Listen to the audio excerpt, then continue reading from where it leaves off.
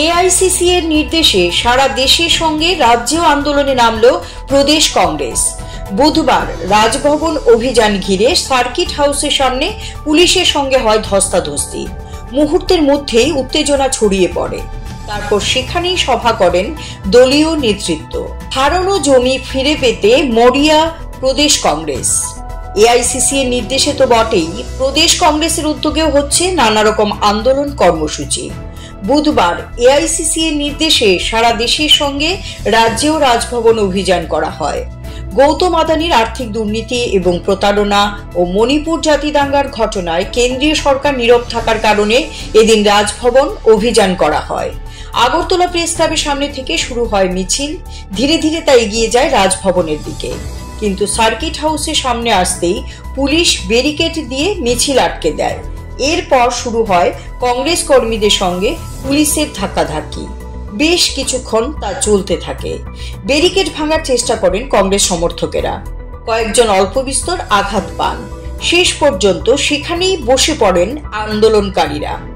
সভায় বক্তব্য রাখেন বিধায়ক সুদীপ রায় বর্মন, প্রদেশ কংগ্রেস সভাপতি আশিস কুমার সাহা সহ অন্যান্যরা।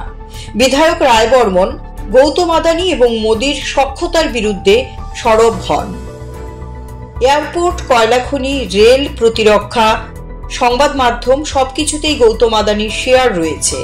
রাজ্যপালের কাছে ডেপুটেশন দিয়েও কিছু হবে না বলে মন্তব্য করেন সুদীপ। তিনি শুধু মেমোরেন্ডামটা পাঠাতে পারবেন। কংগ্রেস সত্যি অর্থে বিষয়টি মানুষের কাছে নিয়ে যেতে চায়, তার জন্যই এই আন্দোলন বলে জানান তিনি।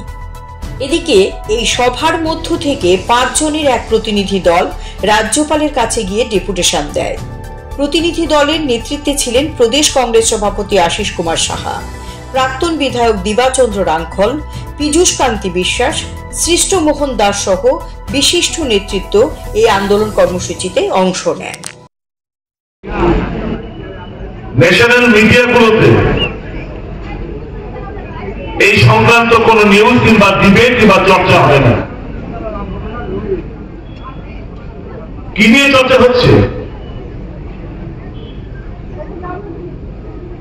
হিন্দু মুসলমান, মন্দির মসজিদ, এটাই তো চর্চার বিষয় এখন ন্যাশনাল টিভিগুলোতে।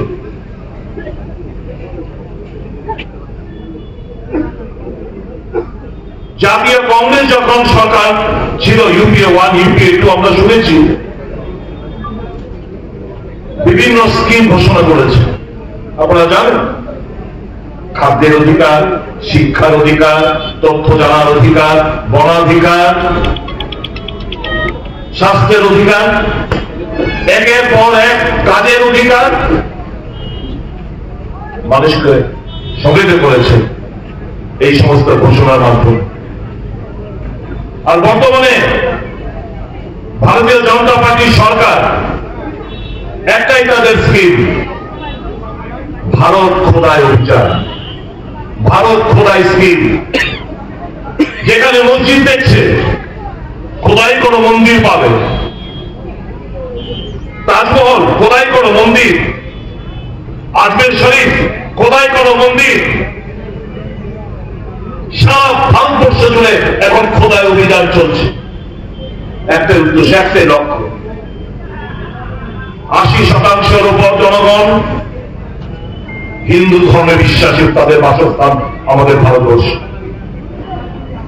এই কমনের ফিলিংস ভাবে ইন্ডিউস করে যাতে ভোটের লাভ পাওয়া যায়, এই একটা লক্ষ্য নিয়ে সরকার, তার গদি মিডিয়া এই সমস্ত কাজকর্মগুলো চালিয়ে যাচ্ছে, মানুষকে বিভ্রান্ত করছে। অথচ আমাদের নেতা কিংবা কংগ্রেস দলের যে মূল ইস্যু সামনে, বেকারত্বের জায়গা, নিত্য প্রয়োজনীয় জিনিসের মূল্য বৃদ্ধি দিনকে দিন আমরা দেখতে পাচ্ছি, ইনফ্লেশন,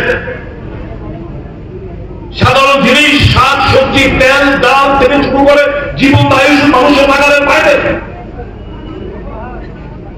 মানুষের অর্থনীতি বিকশিত হচ্ছে না।